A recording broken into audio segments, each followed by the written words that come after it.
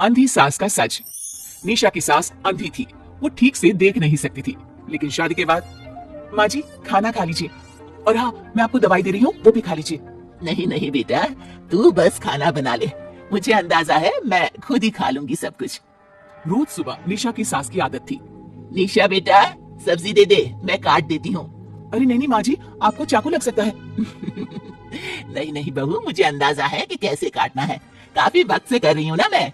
वैसे भी डॉक्टर ने कहा है कि थोड़ा बहुत काम करना जरूरी होता है। माँ जी डॉक्टर ने कहा है तो दे देती हूँ आपको, लेकिन मेरा मन नहीं मान रहा। अरे बहू, काम नहीं करूंगी तो कैसे चलेगा, बिल्कुल ही अपाहिज हो जाऊंगी। निशा सास को वो जो काम बोलती है वो करने दे देती है। एक दिन निशा की सहेली का फोन आता है। सास सुन रही होती है कि वो किसी से बात कर रही है। क्या हो गया रमा, हमेशा परेशान से ही क्यों रहती हो, आ जाओ ना कभी मेरे घर पर। अरे नहीं रे, तुझे परेशान नहीं करना चाहती हूँ। मैं जानती हूँ तेरी सास अंधी है। अरे कैसे मैनेज करती होगी तू अकेले। मेरे घर में मेरी सास कोई काम नहीं करती। मैंने तो इनको साफ कह दिया है कि काम करेगी तो ठीक है, नहीं तो इन्हें वृद्धाश्रम छोड़ आऊंगी। निशा की सास सहेली की बात सुनकर डर जाती है। वो बिना निशा का जवाब सुने वहां से चली जाती है। सास के जाने के बाद निशा कहती है, अरे नहीं नहीं, मेरी सास तो पूरा काम करती है। वो सब्जी काट देती है तो मैं छोंक देती हूँ, वो आटा गूंथ देती है तो मैं रोटी बना देती हूँ। अरे माँ जी तो झाड़ू भी इतना अच्छा लगाती है कि किसी को लगे ही नहीं कि किसी अंधे इंसान ने झाड़ू लगाया होगा। तू तो किस्मत वाली है। अरे मेरी सास के तो सारे अंग ठीक होने के बाद भी मगरमच्छ की तरह पसरी रहती है, सारा दिन सारी रात। अरे पता नहीं बुढ़िया को इतनी नींद आती भी कैसे है। खैर वक्त बीतता है और एक दिन निशा मोहल्ले में पति के साथ जा रही होती है कि सास की सहेली मिल जाती है। अरे आंटी कैसी हैं आप, कहाँ जा रही हैं? तुम लोगों के घर ही जा रही हूँ बेटा, तेरी माँ ने बुलाया है, कह रही थी बहुत जरूरी काम है। वैसे तुम लोग कहाँ जा रहे हो? हम मेरे मायके जा रहे हैं। अच्छा आप मम्मी जी के पास रहेंगी तो हम लोगों को कोई चिंता भी नहीं होगी। बेटा बहू चले जाते हैं। सहेली निशा के घर में जैसे ही घुसती है उसकी सास कहती है, आ गई रीना, जब से अंधी हो गई हूँ तू तो आती ही नहीं घर। अरे क्या बताऊं सीमा, तेरा तो मुझे कुछ समझ में ही नहीं आया।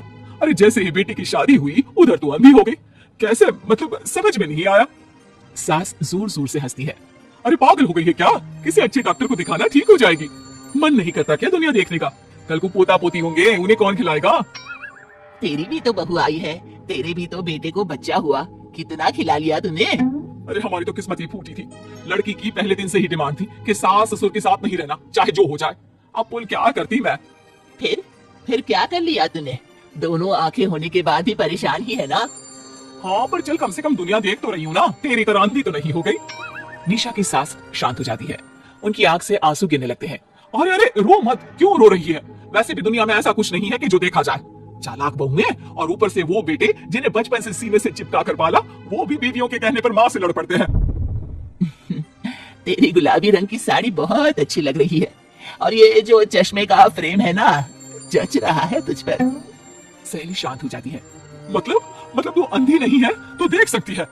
हाँ, तू मेरी सबसे खास सहेली है इसलिए बता रही हूँ। मैं ठीक हूँ, बिल्कुल ठीक। अरे तो फिर अंधी होने का नाटक क्यों कर रही है? दुनिया देख ली है मैंने, देखा है मैंने कैसे सास को देख कर बहुएं रंग बदलती है। मैं अपने बेटे के बिना नहीं रह सकती। पति का साया तो पहले ही उठ गया, बेटे को बहू ले गई तो क्या करूंगी? सारा काम कर देती हूँ, वो इसी में खुश है। सहेली निशा की सास को गले लगा लेती है। लेकिन झूठ बोलकर कब तक? अरे कब तक ऐसे रहेगी? थोड़ी ही देर में बाहर से बेटा बहू के आने की आवाज आती है। बस चुप कर, जो मैं कर रही हूँ बस साथ दे मेरा, नहीं तो। बहू घर पर आती है। सामने 2 कप में चाय, शादी के एल्बम और कुछ खाने पीने का सामान रखा था। माँ जी कुछ खाया आपने? खाना क्या है बहू, बस चाय पी है। सब्जी दे दे, मैं काट देती हूँ, रात के खाने की तैयारी हो जाएगी। अरे नहीं माँ जी, मैं खाना बना लूंगी, आप आंटी के साथ बैठिए ना। बहू सारा खाना बनाकर सास को आवाज देती है और सभी बैठकर खाना खाते हैं। माँ जी ये लीजिए, कटहल खा लीजिए, ये कह रहे थे कि आपको बहुत पसंद है। हाँ, ला दे। बहू सास को रोटी का डिब्बा पकड़ाती है, लेकिन सास नहीं पकड़ती। वो कटहल देना बहू। बहू जल्दी से सास को कटहल दे देती है। अगले रोज फिर सास झाड़ू लगा रही होती है कि बहू कहती है, माँ जी आप ठीक से झाड़ू नहीं लगा रही, पीछे देखिए कितना सारा कचरा फैला हुआ है, लाइए मैं लगा देती हूँ। सास डर जाती है और पीछे देखती है। कहाँ कहाँ बहू? अरे कहीं तो नहीं है कचरा, देख। नहीं माँ जी, आप देख नहीं सकती ना, इसलिए आपको नहीं दिखा। बहू सास से झाड़ू लेकर सारे घर में झाड़ू लगा देती है। सास अब जो काम करने जाती बहू उनसे छीन लेती। क्या बात है बहू, आजकल तुम मुझे कोई काम क्यों नहीं करने देती? माँ जी, काम ही क्या है, हम 3 लोगों के लिए खाना और 2 कमरे की घर की सफाई, ये तो मैं आसानी से कर सकती हूँ। सास को समझ में नहीं आता कि आखिर बहू ऐसा क्यों बोल रही है। वो कुछ दिनों तक सब देखती है और फिर एक दिन बहू की सहेली आती है। अरे रमा, क्या बात है, कैसे आना हुआ? बैठ, मैं चाय लाती हूँ। अरे नहीं नहीं निशा, तू सहेली से बात कर, मैं ले आती हूँ चाय।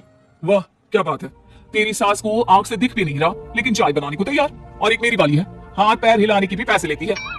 वैसे यार आज मैं रिलैक्स हूँ, छोड़ आई मैं उन्हें वृद्धाश्रम।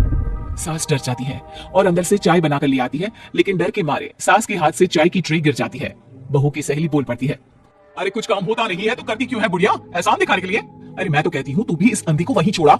नहीं नहीं निशा बहू, मुझे माफ कर दे, गलती से ट्रे गिर गई। मैं सारा काम करूंगी, बस मुझे मेरे बेटे से अलग ना कर, मैं नहीं रह पाऊंगी उसे देखे बिना। बस माँ, यही सुनना था। आप देख सकती हैं, फिर भी डर के मारे जो नाटक आपने अंधी होने का खेला, मैं उसे खत्म करना चाहती थी।